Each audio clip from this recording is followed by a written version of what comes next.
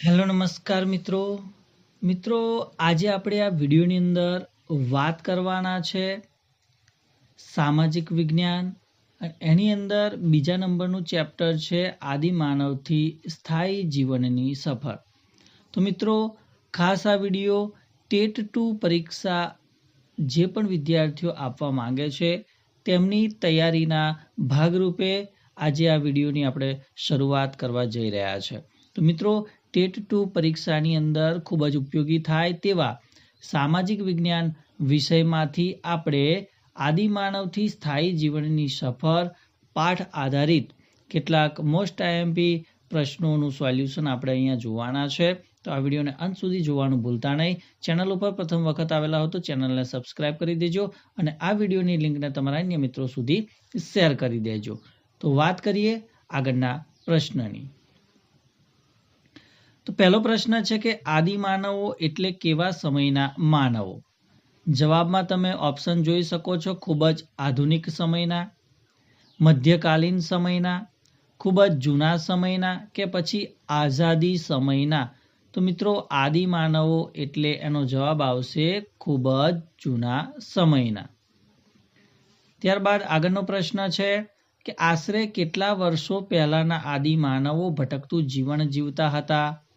5 લાખ, 10 લાખ, 20 લાખ કે પછી 50 લાખ। તો મિત્રો આનો સાચો ઉત્તર આવશે 20 લાખ વર્ષ પહેલાના આદિમાનવો ભટકતું જીવન જીવતા હતા।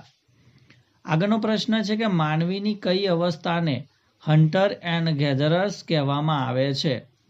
એ ખેતી કરવાની, બી શિકાર કરવાની અને એકઠું કરવાની, સી પશુઓને ચરાવવાની કે પછી સ્થાયી રહેવાની।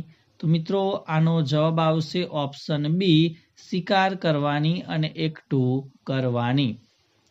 આગળનો પ્રશ્ન છે કે આદિમાનવો ખોરાકમાં શેનો ઉપયોગ કરતા ન હતા। માછલી અને પક્ષીઓનો, કંદમૂળ અને ફળોનો, દૂધ અને તેની બનાવટોનો, જંગલી પ્રાણીઓના માંસનો। તો મિત્રો ઓપ્શન સી આપણો સાચો ઉત્તર આવશે કે આદિમાનવો ખોરાકની અંદર દૂધ અને તેની બનાવટનો ઉપયોગ કરતા ન હતા। આગળનો પ્રશ્ન છે કે આદિમાનવો કયા સાધનોનો ઉપયોગ શિકાર માટે કરતા ન હતા। પથ્થરના હથિયારો, લાકડાના હથિયારો, બંદૂક કે પછી હાડકાના હથિયારો। તો મિત્રો બંદૂક નામના હથિયારનો ઉપયોગ તેઓ નહીં કરતા હોય। ત્યારબાદ આગળનો પ્રશ્ન છે કે કયા યુગના માનવીના ઓજારો પથ્થર સાથે જોડાયેલા હોવાથી તેને પાષાણ યુગ કહે છે। તામ્રયુગ, લોહયુગ, પાષાણ યુગ કે પછી કાંસ્ય યુગ। તો મિત્રો જવાબ આવશે ઓપ્શન સી પાષાણ યુગ। આગળનો પ્રશ્ન છે કે આદિમાનવો પથ્થરની ટેકનોલોજી સાથે સંકળાયેલા હોવાથી આ સમયને શું કહેવામાં આવે છે। અશ્મિ યુગ, શિકારી યુગ, પાષાણ યુગ કે પછી પ્રાચીન યુગ। તો મિત્રો અહીંયા પથ્થરની ટેકનોલોજી સાથે સંકળાયેલા એટલે આપણો જવાબ આવશે ઓપ્શન સી પાષાણ યુગ। ત્યારબાદ આગળનો પ્રશ્ન છે કે ભારતમાં આદિમાનવોના વસવાટ માટેનું ઉત્તમ સ્થળ કયું મળી આવ્યું છે। મેહરગઢ, ભીમબેટકા, ઇનામગામ કે પછી લાંગનજ। જો ભારતની વાત આવે તો મિત્રો એનો સાચો ઉત્તર આવશે ઓપ્શન બી ભીમબેટકા। ત્યારબાદ આગળનો પ્રશ્ન છે કે ભીમબેટકા કયા રાજ્યમાં આવેલું છે। ગુજરાત, મહારાષ્ટ્ર, મધ્યપ્રદેશ કે પછી રાજસ્થાન। તો મિત્રો આનો સાચો ઉત્તર આવશે મધ્યપ્રદેશની અંદર ભીમબેટકા આવેલું છે। ત્યારબાદ ભીમબેટકાની ગુફાઓમાં આદિમાનવોએ આશરે કેટલા ચિત્રો દોરેલા છે। 100, 200, 500 કે પછી 1000। તો મિત્રો આનો સાચો ઉત્તર આવશે 500 ચિત્ર ભીમબેટકાની ગુફાઓની અંદર દોરેલા મળી આવે છે। આગળનો પ્રશ્ન છે કે ભાઈ ભીમબેટકાના ચિત્રોમાં કયા રંગોનો ઉપયોગ થયો છે। રાસાયણિક રંગો, તૈલી રંગો, પ્રાકૃતિક રંગો કે પછી વોટર કલર। તો મિત્રો જવાબ આવશે ઓપ્શન સી પ્રાકૃતિક રંગોનો ઉપયોગ કરવામાં આવેલો છે। ત્યારબાદ આગળનો પ્રશ્ન છે કે કયા સ્થળેથી આદિમાનવોની રાખના અવશેષો મળી આવ્યા છે। ભીમબેટકા, કુરનુલ, મેહરગઢ કે પછી લોથલ। તો મિત્રો આનો સાચો ઉત્તર આવશે કુરનુલ। આગળનો પ્રશ્ન છે કે કુર્નૂલ ગુફા કયા રાજ્યમાં આવેલી છે? તમિલનાડુ, આંધ્રપ્રદેશ, કેરળ કે પછી કર્ણાટક? તો મિત્રો આ કુર્નૂલ ગુફા છે એ ગુફા આંધ્રપ્રદેશની અંદર આવેલી છે. ત્યારબાદ આગળનો પ્રશ્ન છે કે આદિમાનવે અગ્નિનો ઉપયોગ આશરે કેટલા વર્ષ પહેલા શરૂ કર્યો હતો? 5000 વર્ષ પહેલા, 11000 વર્ષ પહેલા, 20000 વર્ષ પહેલા કે 50000 વર્ષ પહેલા? તો મિત્રો આનો સાચો ઉત્તર આવશે 11000 વર્ષ પહેલા આદિમાનવે અગ્નિનો ઉપયોગ શરૂ કર્યો હતો. આગળનો પ્રશ્ન છે કે આદિમાનવના જીવનમાં કઈ શોધને ક્રાંતિકારી શોધ માનવામાં આવે છે? એટલે કે સૌથી ક્રાંતિકારી શોધ કઈ ગણાય છે? તો એ આવશે ખેતી, અગ્નિ, પોશાક કે પછી મકાન? તો મિત્રો સૌથી ક્રાંતિકારી શોધની વાત હોય તો એ આવશે અગ્નિ. ત્યારબાદ આગળનો પ્રશ્ન છે કે ચક્રની શોધ આદિમાનવે શેમાંથી કરી હશે? પથ્થરમાંથી, લોખંડમાંથી, ઝાડના થડ અને જાડા લાકડામાંથી કે પછી માટીમાંથી? તો મિત્રો આનો સાચો ઉત્તર આવશે ઓપ્શન સી, ઝાડના થડ અને જાડા લાકડામાંથી ચક્રની શોધ કરી હતી. આગળનો પ્રશ્ન છે કે આશરે કેટલા વર્ષો પહેલા દુનિયાના વાતાવરણમાં વ્યાપક પરિવર્તન આવ્યું છે? 10,000 વર્ષ પહેલા, 12,000 વર્ષ પહેલા, 15,000 વર્ષ પહેલા કે પછી 20,000 વર્ષ પહેલા? તો મિત્રો આનો સાચો ઉત્તર આવશે ઓપ્શન બી, 12,000 વર્ષ પહેલા. આગળનો પ્રશ્ન જોઈએ કે વાતાવરણમાં ફેરફાર થવાથી કયા પ્રાણીઓની સંખ્યા વધવા લાગી? હિંસક પ્રાણીઓ, જળચર પ્રાણીઓ, તૃણાહારી પ્રાણીઓ કે પછી ઉભયજીવી પ્રાણીઓ? તો મિત્રો આનો સાચો ઉત્તર આવશે તૃણાહારી પ્રાણીઓ. આગળનો પ્રશ્ન જોઈએ કે કઈ નદીઓના કિનારે કુદરતી રીતે ઘઉં અને જવ ઉગવા લાગ્યા હતા? નર્મદા અને તાપી, ગંગા અને યમુના, સિંધુ અને ગંગા, ગોદાવરી અને કૃષ્ણા? તો આનો સાચો ઉત્તર આવશે સિંધુ અને ગંગા નદીના કિનારે કુદરતી રીતે ઘઉં અને જવ ઉગવા લાગ્યા હતા. આગળનો પ્રશ્ન જોઈએ તો આદિમાનવના સ્થાયી જીવનનો પ્રથમ સાથીદાર એટલે કે મિત્ર કોણ હતો? ગાય, બળદ, કૂતરો કે પછી ઘોડો? તો મિત્રો આનો સાચો ઉત્તર આવશે ઓપ્શન સી, કૂતરો. આગળનો પ્રશ્ન જોઈએ કે નીચેનામાંથી કયા પ્રાણીને આદિમાનવ પાળતો ન હતો? ઘેટા બકરા, ગાય ભેંસ, હાથી કે ભૂંડ? તો મિત્રો આનો સાચો ઉત્તર આવશે ઓપ્શન સી, હાથી. આગળનો પ્રશ્ન જોઈએ કે ખેતીની શરૂઆતે આદિમાનવને કયા જીવન તરફ દોર્યો? ભટકતા જીવન તરફ, સ્થાયી જીવન તરફ, શહેરી જીવન તરફ કે પછી આધુનિક જીવન તરફ? તો મિત્રો ખેતીની શરૂઆત થઈ એટલે આદિમાનવને સ્થાયી જીવન તરફ દોર્યો એટલે ઓપ્શન બી આપણો સાચો ઉત્તર આવશે. ત્યારબાદ આગળનો પ્રશ્ન જોઈએ કે મેહરગઢ હાલ કયા દેશમાં આવેલું છે? ભારતમાં, પાકિસ્તાનમાં, નેપાળમાં કે પછી બાંગ્લાદેશમાં? તો મિત્રો મેહરગઢ છે એ પાકિસ્તાનની અંદર આવેલું છે.